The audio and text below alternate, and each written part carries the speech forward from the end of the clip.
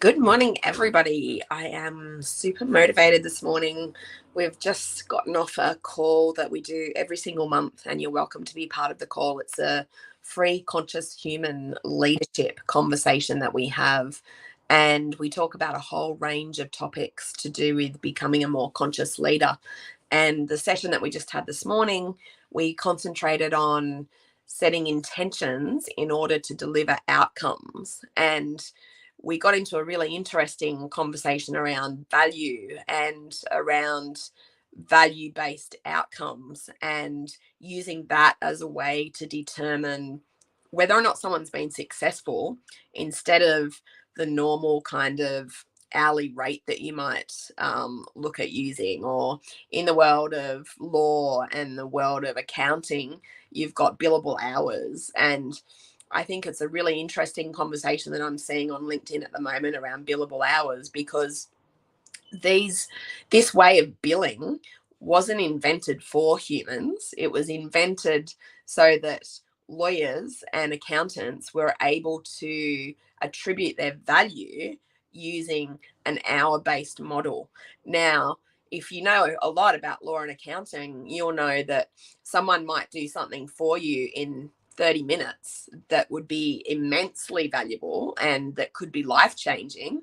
And if they're only going to charge you 30 minutes of your time, then that's quite a different scenario to someone who might take 4 hours to do something and deliver something that actually has less value. So in the world of billable hours, there's all these discussions about outcomes-based billing and value-based billing. And there's some law firms that are leading the charge in this respect.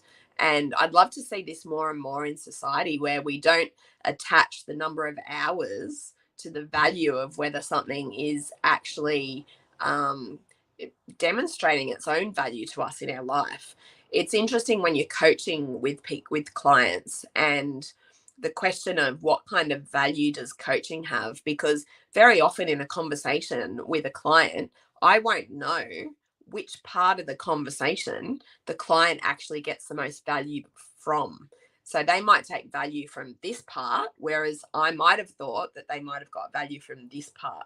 So it's really interesting when you're in a profession that is a service-based profession or an advice-based profession, where you're sharing your expertise with someone. They are taking that expertise and then doing something with it, or not doing something with it, as the case may be. It's a little bit like if you go into Bunnings and you buy a hammer and you get home and you don't know how to use the hammer. Well, you have the right tool, you've bought the right equipment, but you actually don't know how to use it. So you're not going to get any value from it because you've missed the whole explanation side on how to use it. So I'm interested in your world. How do you create value? And what sort of things are valuable to you as a consumer? And I'd love you to put a comment down below in the comments just to share around what you think and feel around value. Hey, Danswa, nice to see you online, and thanks for all your comments that you've been doing. Have a fantastic day, and we'll see you next week. Cheers.